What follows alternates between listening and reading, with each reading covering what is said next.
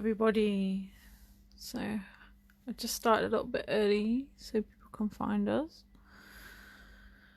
Just make sure that everything's working okay, and we shall start in a minute.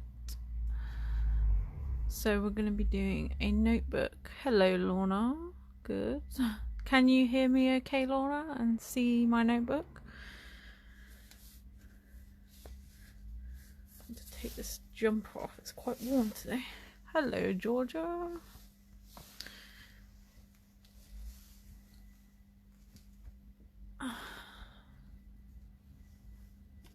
Oh, looks like it's working all right then. So you can hear me okay. Hello Zena. Whoops, that was my fault. Sorry. Hovered on a button. Excellent. So thank you for joining me today. We'll get started in a minute. I'll just tell you what we're going to do. So I'm going to be working on this notebook today. I'm going to be covering it in some paper. Then we're going to first be working with some oxide inks. Hello Kasha. I'm going to be working with those. Then I may introduce a bit of the Vicky Bruton inks that I've been loving lately, the watercolour markers. I might use some of my watercolours, which I haven't used for ages. So that'd be nice. Then we'll start to build up some layers on the front, which we'll gesso, and then we'll look at colouring possibly with those again, and then we'll use some more paints with more dimensions. So we'll bring in our impasto, so my kind of favourite colours again for summer. When I start to feel summery, these are the colours that come out for me. So what time are we? We're basically 1 o'clock now, so we'll go get started. This isn't the most exciting first bit anyway, so if anyone comes a bit late they won't miss much. So all I do, I like to cut my paper a little bit bigger than my book so that I can then distress the edges. So what I do is I just put my paper down on a 12 by 12 and I just roughly draw around it. And then when I cut out, I cut slightly bigger. You see my lines. So this is the spine here and this is the 2 pages. I'll cut slightly bigger and then I like to distress that down a little bit. So I don't take care because I'm going to wear away the edges anyway, so it doesn't matter. So we should now see that yeah, it's just bigger than the cover. Okay, and we'll get the spine too. Now we'll do the spine first because otherwise that's going to stick out and be quite awkward. So I'm just going to use some tape. Red tape would be better. I can't find my red tape. Hello Ali. It's a bit stronger. Glue. Just something reliable. So you don't want this falling off. But, the embellishments I'm putting on today aren't too heavy, so I'm not too concerned. This tape should do fine. This is just double-sided tape.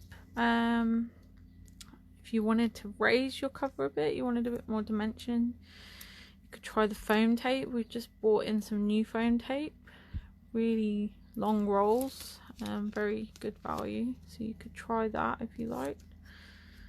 If you do have any suggestions for basics like tape and that you'd like to see in the shop, do give me a shout. Hello Leslie. So I'm always open to ideas. I don't know if it's all over my scissors. Dear me, that needs a clean. Yeah, I only want to stock what sells, so that's why we haven't had much. But if there is things you're after, let me know, because of course I will look into it for you. So I'm just going,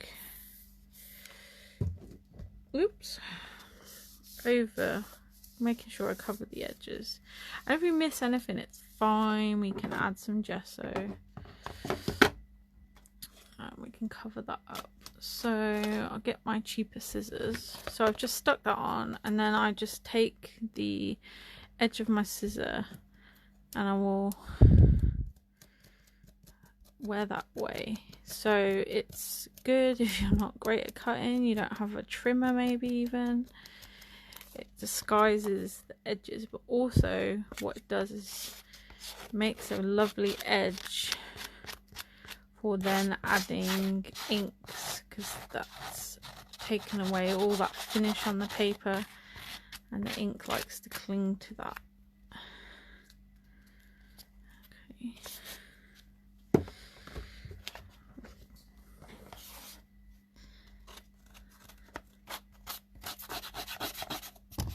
Oops, sorry, rushed the camera.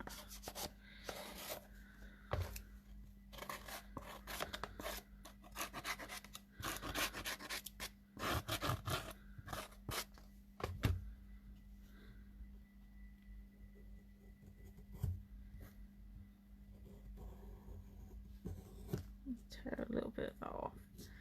That's a little bit too big.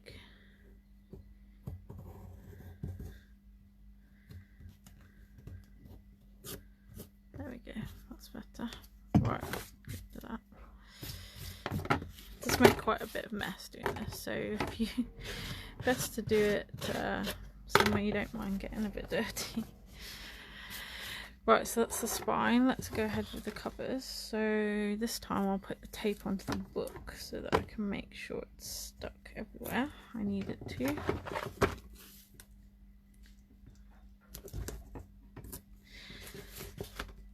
And this is one of those sort of cheaper, they're very plasticky feel covers, and it's black and it's got that big title on. So I did do one the other day where I gessoed it and went straight on, but because of the colour and the finish it did need quite a lot of gesso. So this is a quick way, and then you could always just use white paper or tissue paper and then still add your paint anyway after. I just fancy doing something a bit different today. Hi Ali. Okay, so pulling all this tape off. Whoops. This one's been a pain. I like tape because I don't make a mess with it. I'm very heavy-handed. I'm not a precise person. So for me tape is good. But you do have to use something, you know, that you have to bear in mind what you're making. So if you're going to be adding awkward embellishments or something really heavy, you know, tape isn't going to cut it. But for paper, it's fine.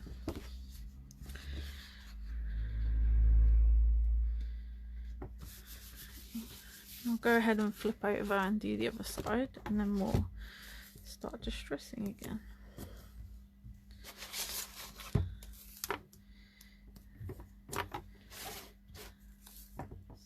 This is, if you're not a person who likes measuring and stuff like me, then this is the, oh sorry I keep bashing that, this is the kind of lazy approach to covering a book. And I just think as well, because I'm a bit heavy-handed with scissors and stuff as well, by cutting it a bit bigger, it doesn't matter if I, you know, I'm a bit fierce when I distress those edges. It's okay because I've got extra paper. So I quite like the look that this gives. I don't want it to have a perfect finish. That's the point of this. If you're wanting a neat look, then yes, of course, go ahead and use a trimmer. Be more careful.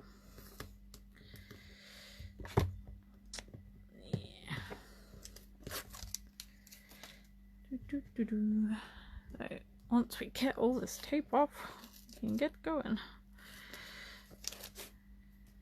I was going to prep this bit, but I thought I'd show you how I do it because it could be useful. So just apologise while you watch me taking all this tape off. We'll get going in a minute. So we're going to be looking at how to layer colours today, as that was a request on our group.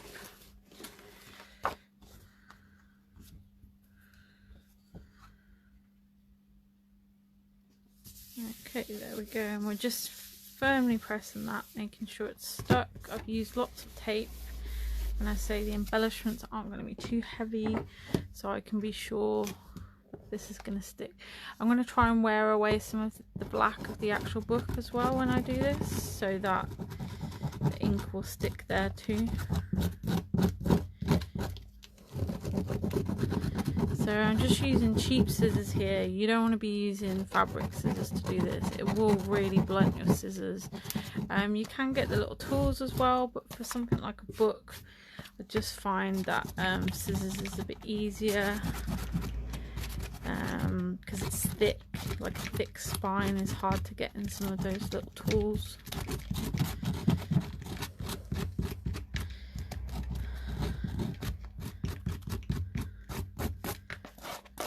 And we just sort of rub this excess away. Could probably need a hoover in here. What am I drinking? Oh, it's just juice and lemonade. Yeah, nothing exciting. Sorry, Kasha. Looks like a pint glass of rosé, doesn't it? Yeah, not. It's a bit early for that sort of behaviour. I'm finally, I think, touch wood today, feeling 100% better.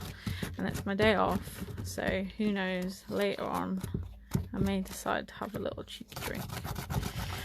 I had strep throat, which is a bit like tonsillitis, but I also felt like I had the flu. It just wiped me out, and then I was on strong antibiotics for 2 weeks, which then just wiped the rest of me out. I had bad tummy, I had like the driest mouth, so I couldn't sleep. I hadn't slept for like 2 weeks. I just had no energy, and yeah, I had a really good sleep last night. Throat was a tiny bit sore, but nothing too bad. And I feel so much better. I feel like, yeah, I might be getting back to, well, whatever normal is for me. Yeah, definitely need to sweep the floor in here after. So, just a bit of paper going on here, but it's given us these really nice edges, so it's worth it. We're nearly done with this now, and then we can get on to decorating.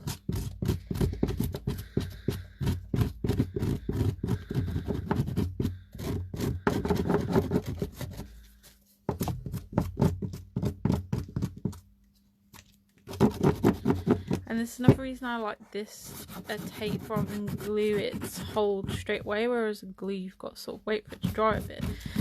So if you glued this paper and then just went straight away doing this, I would imagine that you'd probably pull a lot of that paper off.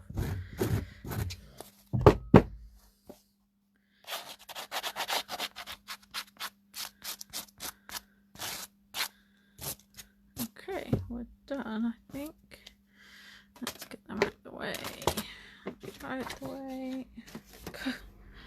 You should see the amount of paper on me right now. I'll just shake myself off. Right, and the table. Get all these little bits and bobs off. Excuse me, banging. Right, that looks good. Yeah, okay, so we've got these nice edges now. Okay, so we'll come back to the edges once we've done the mate. Now, this may sound very silly thing to say, but it's something I'm very guilty of. So at this point, you want to make sure your book is the right way up. I have done that with cards so many times. So what I'm going to use first is some distress inks. So I'm going for quite summery colours. So I've got candied apple, spice marmalade, squeezed lemonade, warmed lipstick. These are distress oxides. So I'm going to start with the two paler colours, the yellow and the marmalade. I've got a blending tool. So distress oxides are a dye pigment blend, so they have a matte, like an opaque look when finished. Yeah, we did Kasha, let's be honest.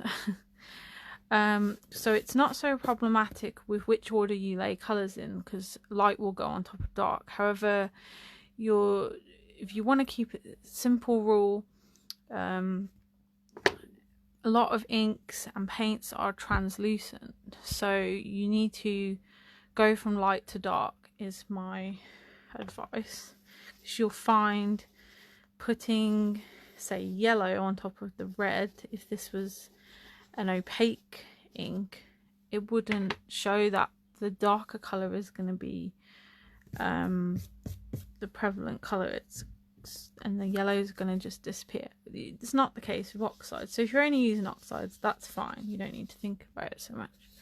So I'm just using my blending tool in the circular motion, and we're going to start building up some colors. So we'll bring in the orange, and these take longer to dry than the normal distress, so you can get a bit of a smoother edge easier. I'm not the best at inking, so I personally find the normal distress a lot harder to use. I would get ugly, like harsh lines. I find this much easier to blend. Okay, so we've got some base colors down. Let's bring in the other two colors. So I'm just going to change my pad for that. Try and keep similar colors together. So worn lipstick, the yellow is called Squeeze Lemonade. It's a really nice color.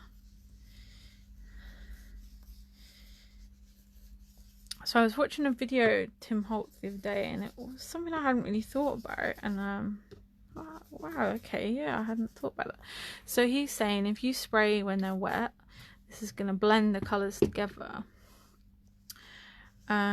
with water, but if you dry it and then flick the water is when you get that droplet effect. Oh wow, I'd never really thought about that. Now this is the strongest color. This is Candied Apple, so I'm going to see how strong that is. I'm going to be a bit lighter handed with this one. I've got a bit ugly up there, so let's spray that, mute that down a little bit. Okay, now we'll dry this a little bit and we'll go back in with the same colours again, start building it up. So nothing too much at the moment, is it? It's nothing amazing. So this is what you have to do. You have to play and have patience, and to get colour bold as well, you need to work on layers. So it's about spending a bit of time, having a bit of patience. Okay, so we don't need it to be bone dry, so let's go back to our original colours. So we'll go back to the yellow. Now see, this is oxide, so we'll take this big yellow red bit here, and we can put the yellow over the red because of the formulation of this ink. This is dye and pigment. With normal inks that wouldn't work. That would be there, then that's it. The only way we would cover that would be then to go in with a darker colour. So that's something that's important to think about when you're layering down inks. So it's important, well, for me, to learn about the materials you're using. Once you understand how they work, their kind of properties, if you like, you'll find it a lot easier to decide how to use them. Or you'll go, oh, when I use that with that, I know it has this effect, so I could do this. So you'll learn what resists each other, that kind of thing. You know, you come up with your own ways of doing it because you now understand how they work. So you can see we're starting to blend away those uglier edges as we're adding more colour, and I think we've got a nice kind of base colour down here now. I don't like this bit too much, so when we go into our next item, we'll think about covering that a little bit more. Let's see if we can get a bit of orange on there. That's a bit better. Yeah, and maybe some more yellow. Okay, that looks a bit better. So we've kind of got rid of these harsher edges now. I just keep working the ink in. Okay, Okay, I'm going to spray a bit now. Hi Sam, and I'm not sure who's using the Thompson's Crafts. Is it Leslie? I'm going to say Leslie. So now we've activated this with water, that dye and pigment are going to push apart, so you can see we've got this cloudy effect happening now. So it creates a more subtle look, and you get this different finish. So that will go ahead and do its magic now. And from, again, that Tim Holtz video, and also the class I did with Tracy Evans, who designs for All and Create, if you're at home, the longer you let that sit, the more it's going to do its work, and those colours are going to push apart the different inks, the dye and pigment. As I'm doing a demo, unfortunately I have to set that now because I don't want you to sit here. Oh, it's Sam. Hi Sam. Hi Rizwana. So yeah, if you have time or patience, because I'm not very patient, do let it sit with that water there for a while, and you'll get more of an effect there. Okay, and you could go ahead and apply that same method to the back of the cover. I'm just going to work on the front today so I don't bore you too much.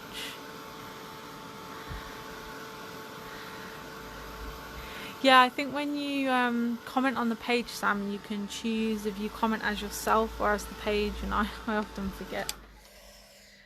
Okay, so this is our base colour.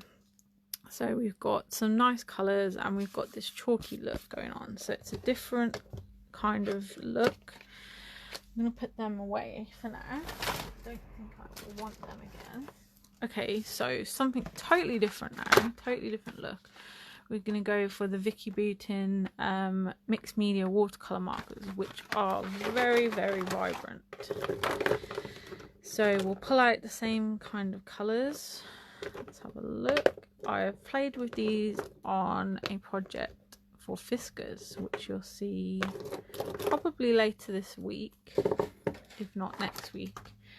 And I was really pleased with that project. So I'm channeling these colours again. I enjoyed that outcome.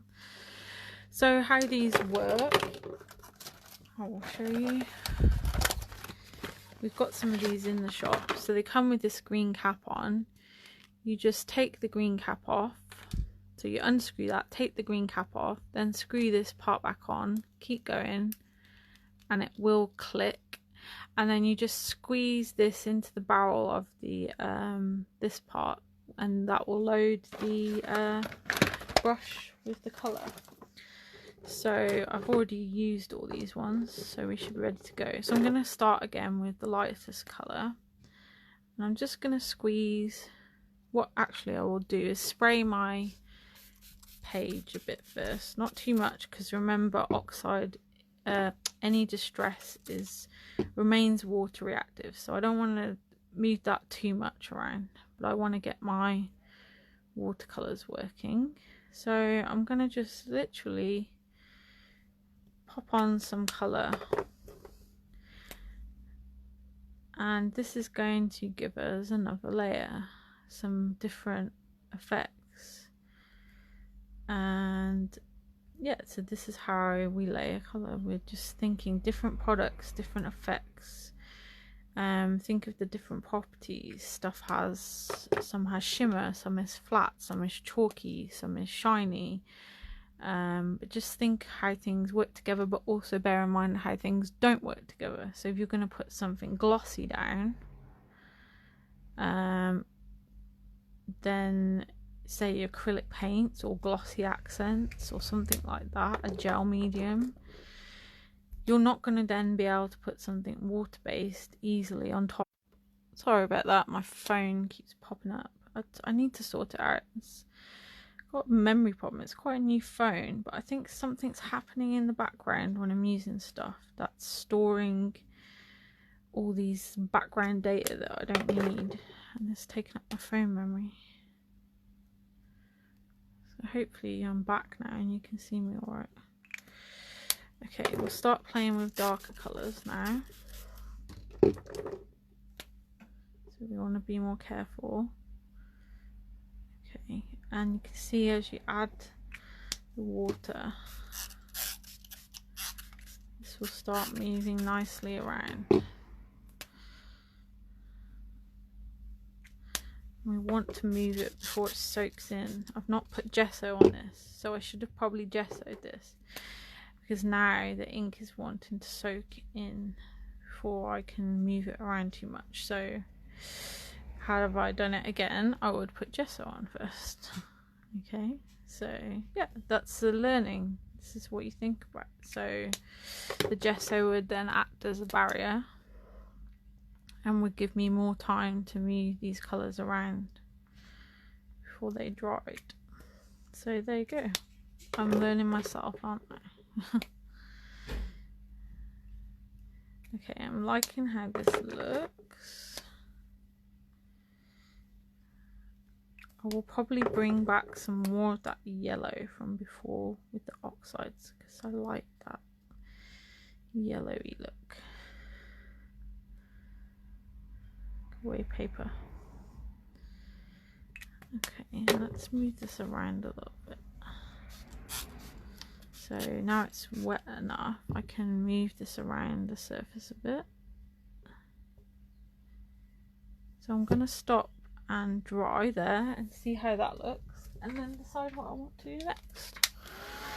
Hello, Mum.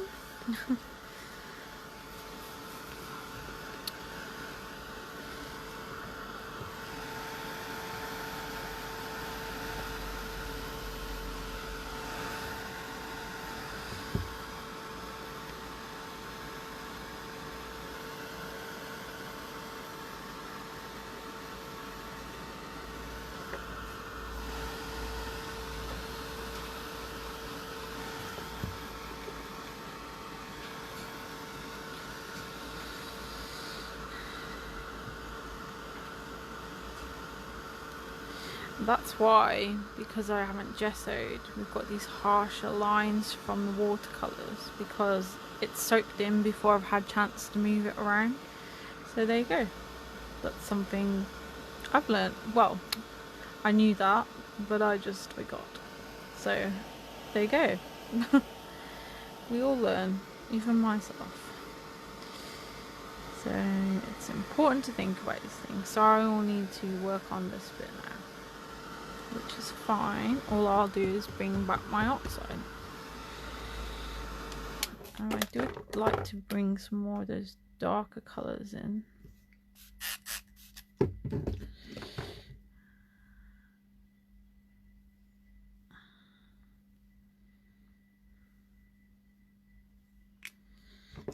If we catch it. Okay, that looks good. Right, so I think I'm done with those.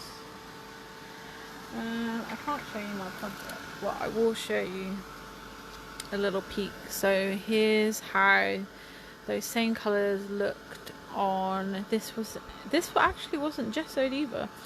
This was a Kaisercraft paper that has the special UV effect on it, so this writing resists the ink. So you could achieve the same effect by using clear embossing powders and stamps.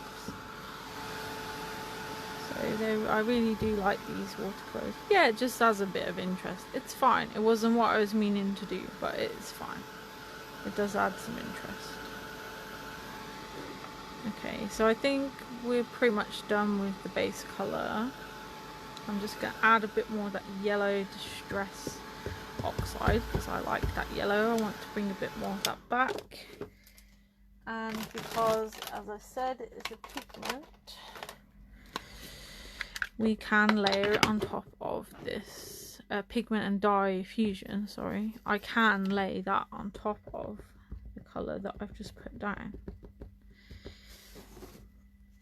So I can just lighten areas again with the yellow. And bring it back to the edges a little bit. And then we need to think about the actual edges. So let's use that same yellow. So I'll just use my blending tool around the edges. You can just swipe the pad around the edges as well. We'll do all the edges. Here I ripped a little bit, so I might need to think about something to cover there.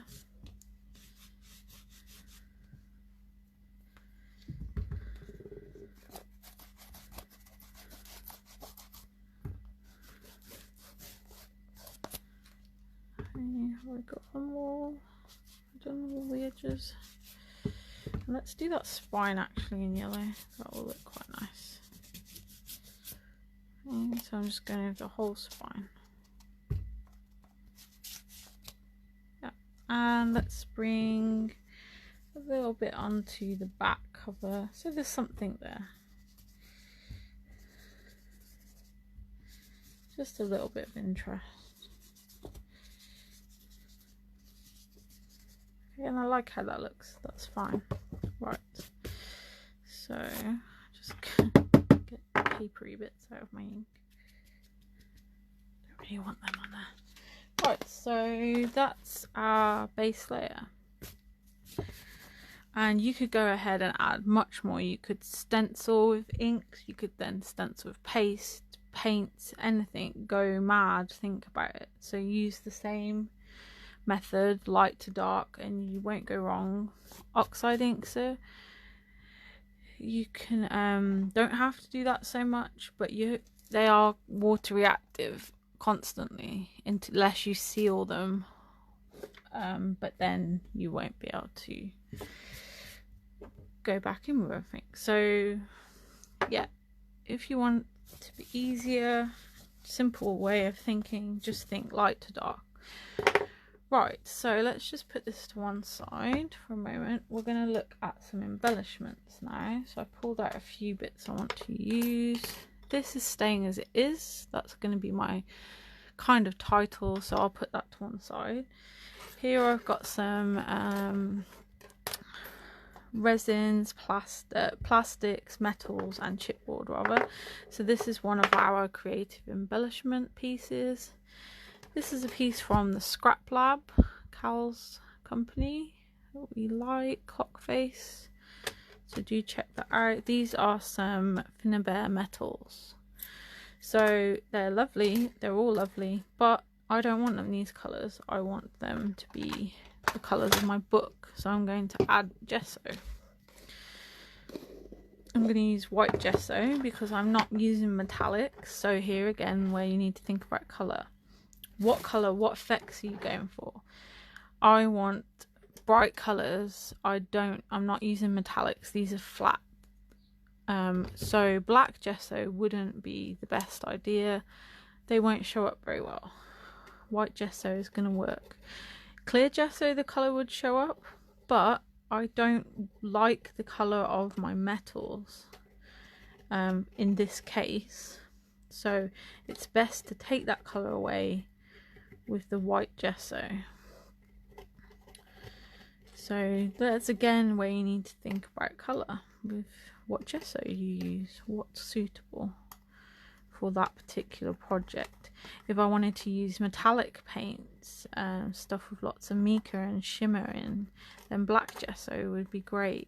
If I was doing an art journal where I wanted to see the background paper, clear gesso would be great.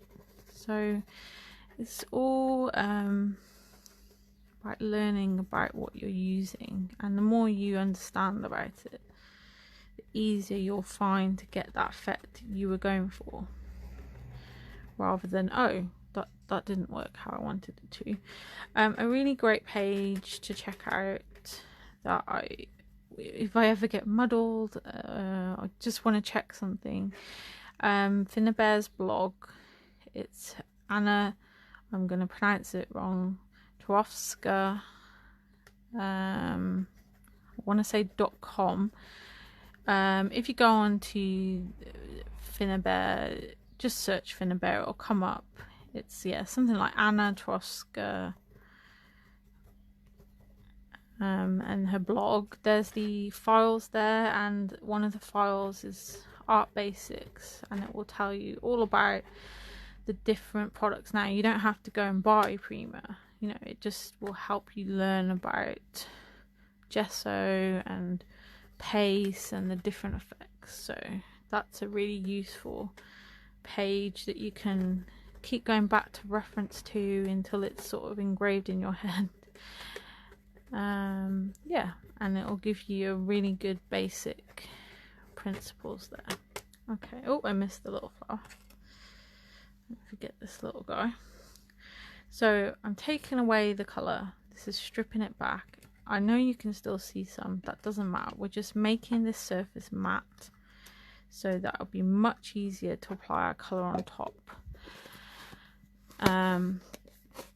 And it gives a chalky finish, not a plastic feel like an acrylic paint would, so that if we wanted to add ink sprays we could, it would be fine, it wouldn't resist.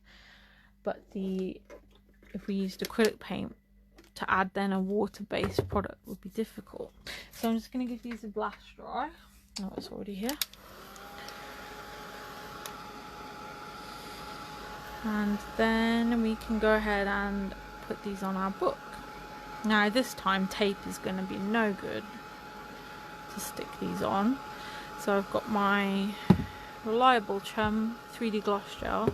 These are quite light embellishments, so a normal glue in this case would probably be fine. Even a soft gel, a lighter gel would be okay. I guess a glue gun. I'm not a fan of glue guns, so I'm not going to endorse a glue gun. Just, I don't like them personally. Plus some of these bits are quite small and fiddly, and I can see I'll probably burn myself because I'm quite clumsy. So I'll get that out of the way. Don't need that now. So gesso is done. I will get a little palette knife. And first I'm just going to have a play where I want these to sit. So I'm thinking I was doing something like this with this up here.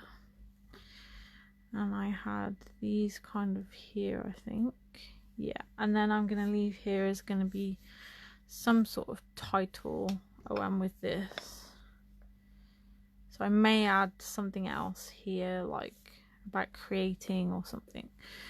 So let's go ahead. So we need to stick the clock face down first. So I'm just going to add little taps of the gel around the clock face. It's very strong stuff. For sticking, we also have a Fabrica Deco 3D gel, which is also very strong. It's great for sticking down embellishments, and it dries pretty much. It dries a bit quicker than the Prima one, I would say. Personally, that was my experience. That's if you're looking for something a little bit cheaper, then that might be for you.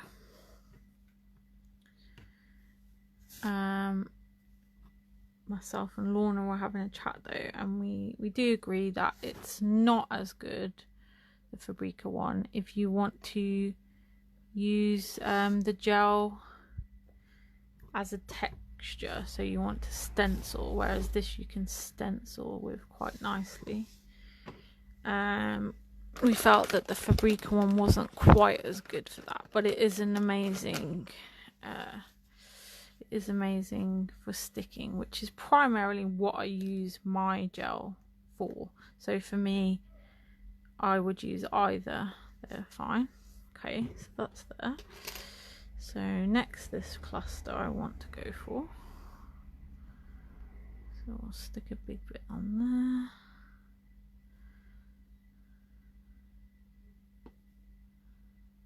And up there. So I'm just thinking where it's going to touch the clock, because that's where it's going to stick. So I'm making sure I've got gel on that bit. Okay, then this bit.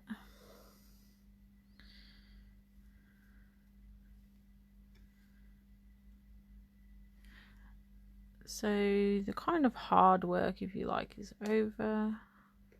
This will be the fun bit, adding colour in a moment. Oh, what have I misplaced here? My badge. There we go. So let's play again. Oh, that sits nicely there, doesn't it? And this gel will cling enough that I can go ahead and paint it. You do need to be careful, it will take a long time to fully dry, so be, you know, bear in mind that. But it, yeah, it holds enough that as long as you're not too heavy handed, you can go ahead and paint straight away. But it's good as well, because if you put something down and think, don't quite like that there, you've got time to move it around, which again, with glue gun or even some glues, that would be it then. Okay, so I'm not going to put that away because I'll want to add some embellishments after, but we're going to go ahead and colour this first. So I think I'm going to start with those watercolours. So this is a Tropicals watercolour set from Prima. This is one of the more, price wise, it's a more expensive one. Ooh, you can see I haven't used these for a while. Oh dear, not treated them very nicely, have I? And yeah, I'm not massively knowledgeable about watercolors, so I'm not going to go ahead and pretend to tell you everything I know.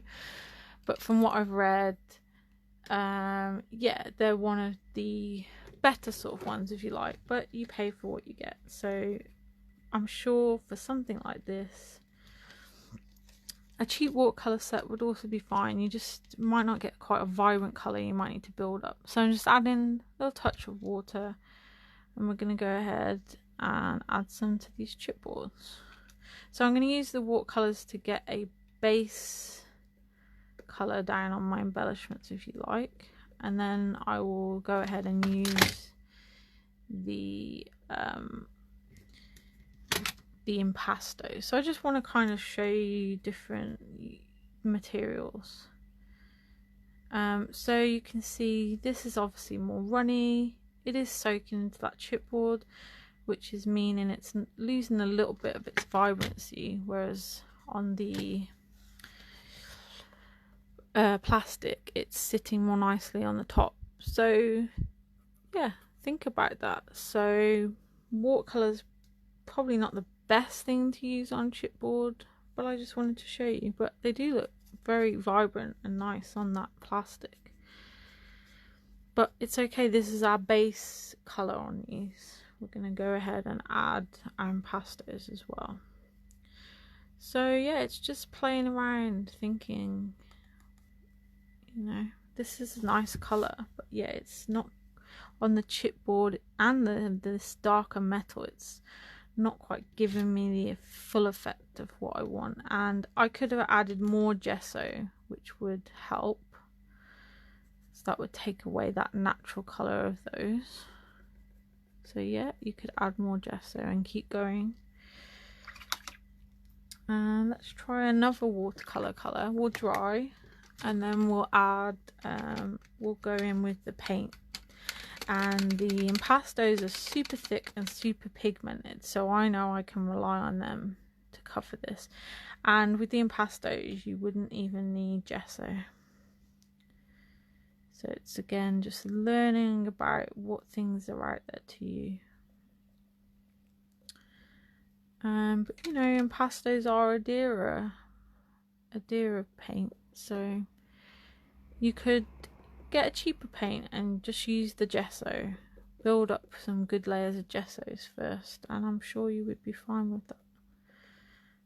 Okay, do we have, yeah, we have a reddy colour, so we can add a bit of that too. Yeah, that's nice actually. That's a pink actually.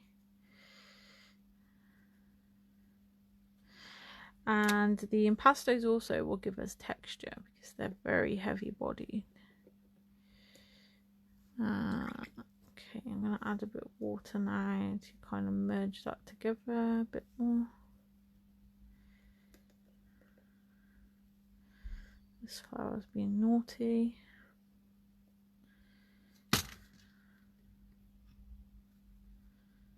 So I'm just kind of blending the colours together to get rid of those kind of harsher edges. I'll go into the clock a little bit inside. Okay, let's stop there and dry that. Whoops. And then we'll work with the impastos. So we'll see what effect we get from that. Hi Kay, thanks for joining us. I don't recall seeing your name on here before, so I think welcome.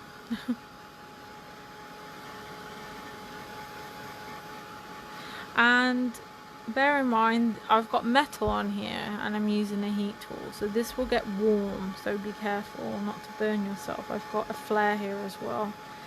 The plastic will get hotter as well, but not as hot as metal. So just keep that in mind, don't burn yourself.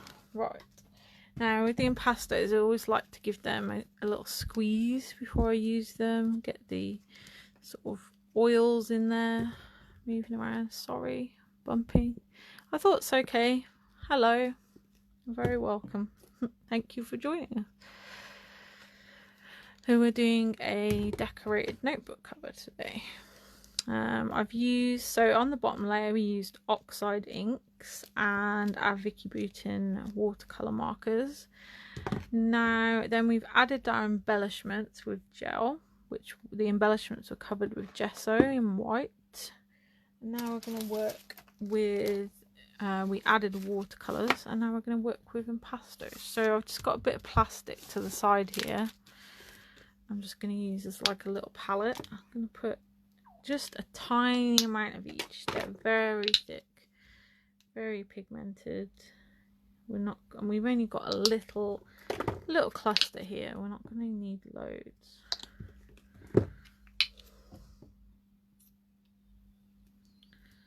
So I'll show you the colours. So here we've got raspberry pink, this is pumpkin, then we've got lemon peel and crimson. Okay, let's make sure they're all shut properly. I'll put them down there right away. Right, get a paintbrush. And we're gonna go in. So here's the colour so far. Not quite vibrant on here, but not so much. But you'll see with these the difference. So can you see that on the metal straight away? So they're full coverage paint. They're just really thick and really pigmented. So they're great on metals and sort of awkward surfaces, if you like. And they're going to leave paintbrush marks, so you can use with texture tools. Yeah, you can get some really nice effects. So it's like a heavy bodied paint, if you like. So it has a consistency almost of a paste rather than a paint. So we can add this on a bit thicker to get some texture. And we're going to be nearly done in a moment. And then we're just going to add our finishing touches. So I might add some flowers. I like flowers on projects. I'm not going to cover all that watercolour up because I want that kind of two-tone. I'm going to put a bit of paint onto the brad as well. Why not? Not on the title though. Just to give a little something.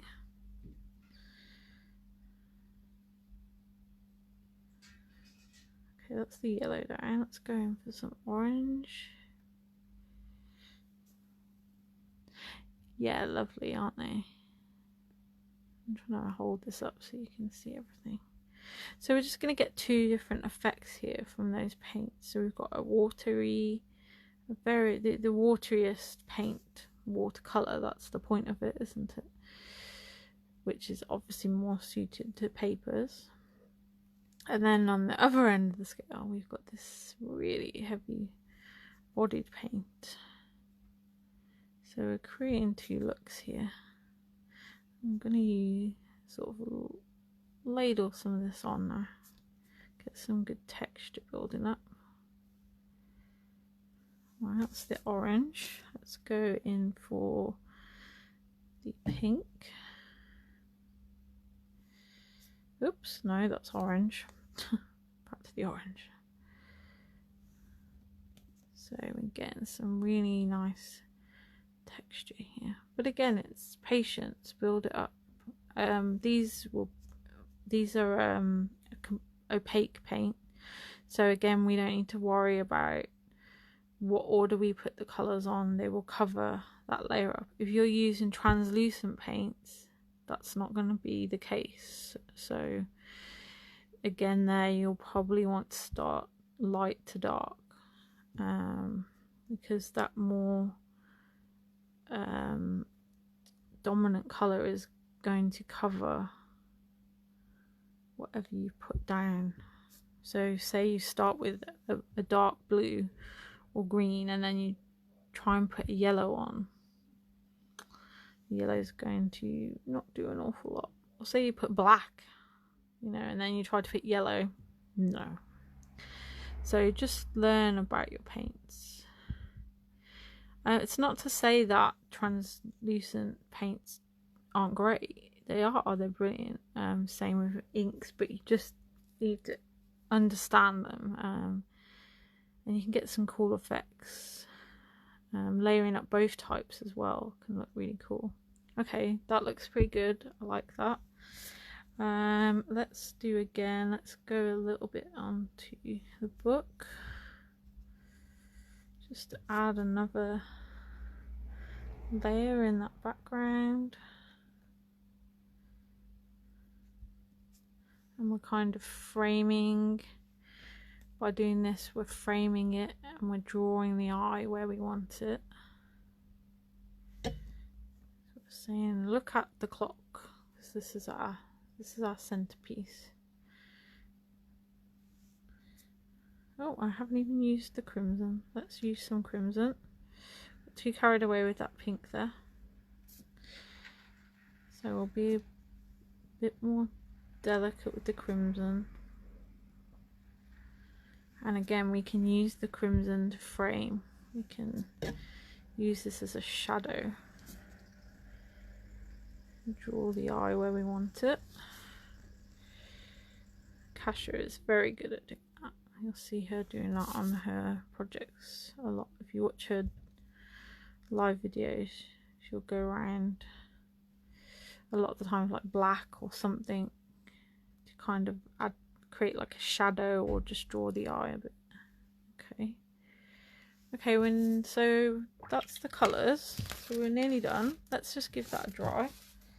They don't take very long to dry, these paints either. That's quite a good thing about them. Obviously, the thicker you lay them. Yeah, mixed media doesn't need to be scary at all. When I first started, I found the feeling for me was overwhelmed. There's so much.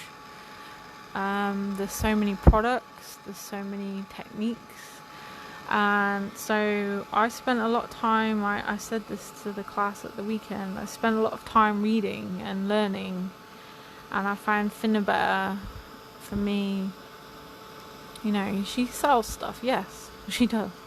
But she's very knowledgeable, and because they're her products, she knows, she understands them. You know, she designs them. So I would definitely recommend, but there's plenty of other people as well. But the more you learn about the products, and then experiment, you know, play. That's how you learn. But yeah, do some reading, watch some videos, learn from people, but then don't be afraid to try. Just go for it. So take it in little steps. Don't try and do everything at once. That won't happen. There's so much I need to learn still, but that's okay. That's the fun of it. It's always something more to learn. But yeah, just take it in little steps. Learn about your products, and don't go out there and buy everything to start with. You probably won't even use half of it. You've got to learn what you like. It's not just how things work, but actually what do you like to use. You're not going to want to use everything, trust me. Right, so this is pretty much the decoration done, so we're just going to work on final touches now. So let's do word first. So I pulled out these I had. These were in an old kit. I thought this might look nice.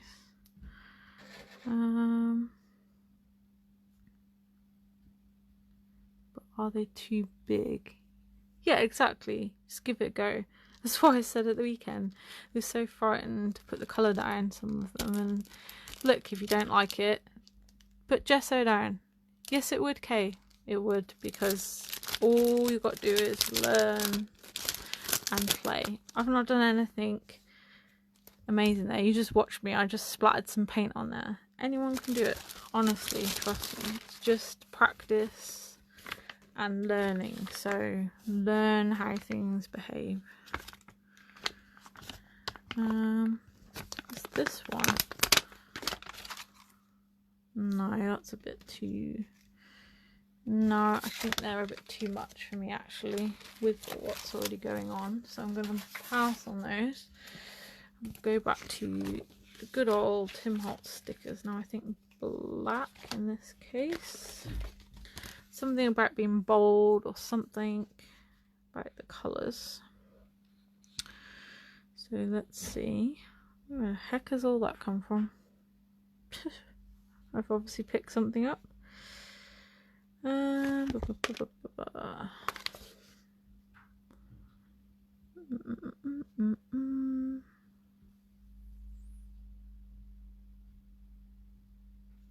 one that says attitude is everything. That quite works.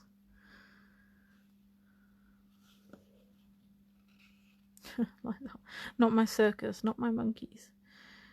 I like that. What about that? With brave wings she flies. That is nice. That works well for me. I'm gonna do that. And Kasha, I've adopted your method of not putting these stickers on straight. I now chop them at an angle.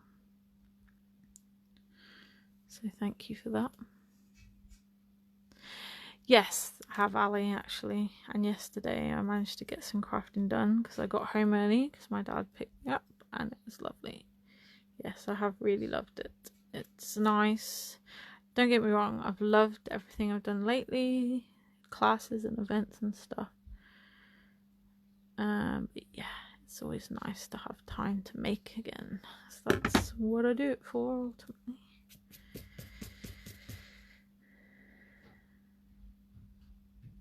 Brave wings, she flies. Okay.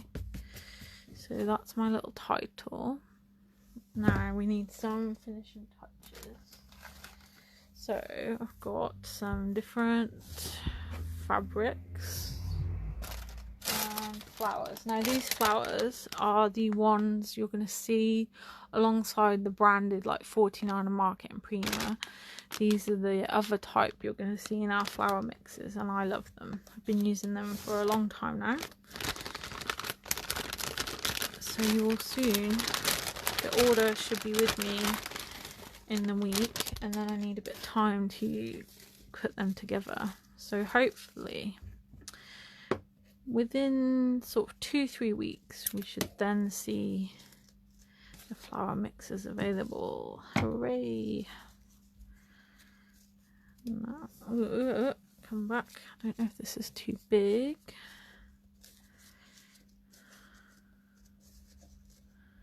No, I quite like that. Okay, making sure you can see. I do need some smaller flowers. What did I do with my smaller flowers? I did have some. I thought I did. Let me go back to my bag. I think I pulled some small ones out.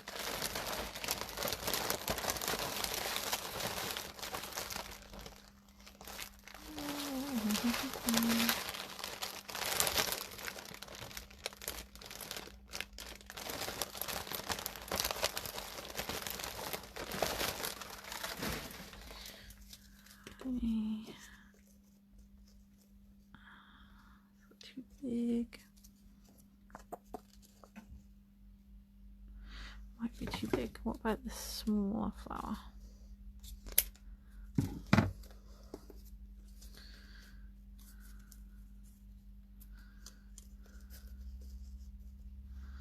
It's like a really tiny flower.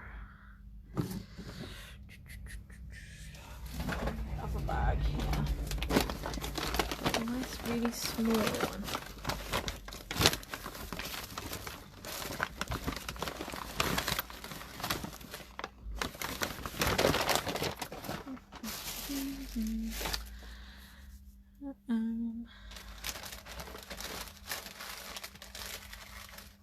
A white one that would go just for a bit of contrast will go quite nice. Yeah, okay, so they're gonna sit there.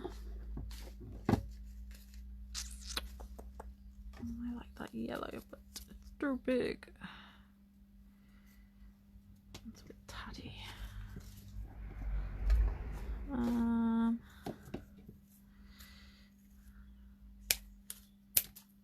don't know. Actually, I know what to do. Let's take the little flowers and we'll colour them. We'll take 3. I like to work in odd numbers. 3 is always my favourite number. And we'll colour them.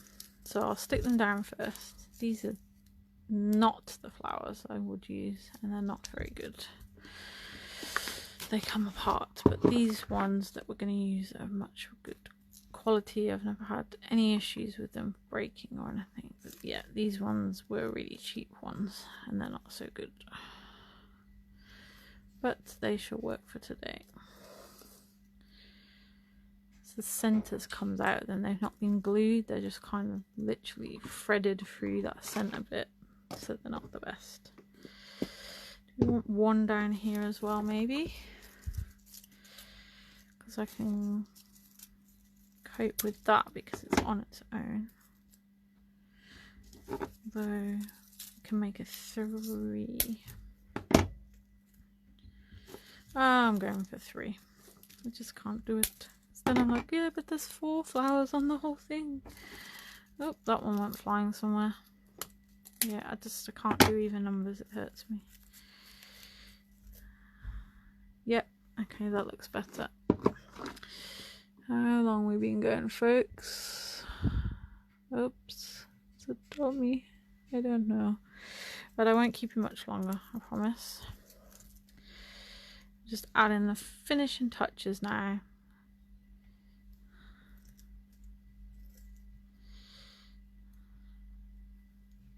And what I will do is use those watercolours to add a touch of colour to these. Let's make sure I'm not covering up that wood. Okay, there we go. That's better. I don't know if I actually want any fabric. I quite like how that looks already. Move these out of the way.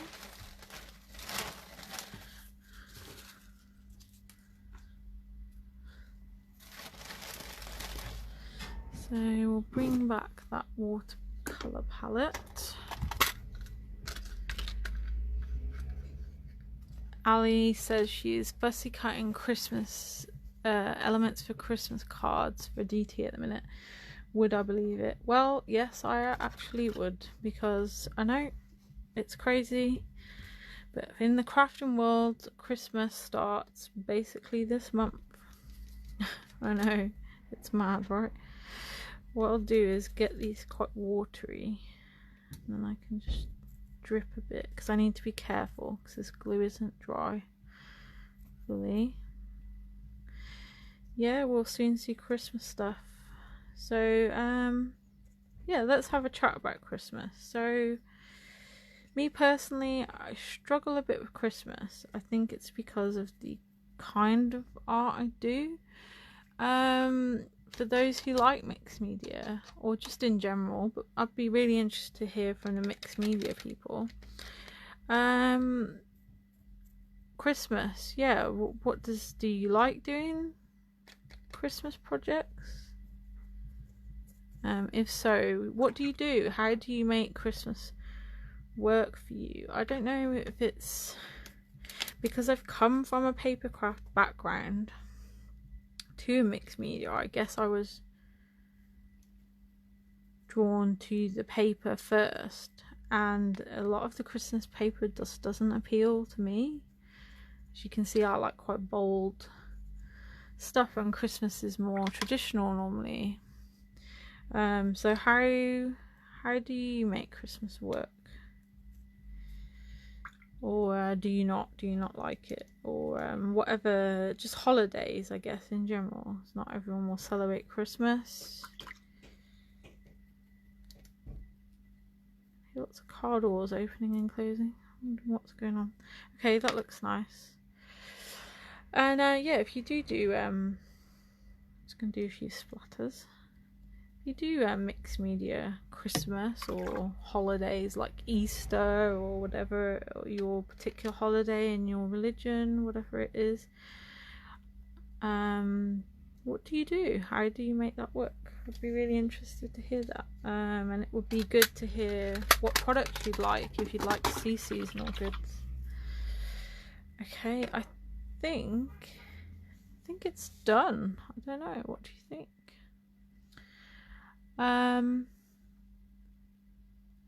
That sounds good, Ali.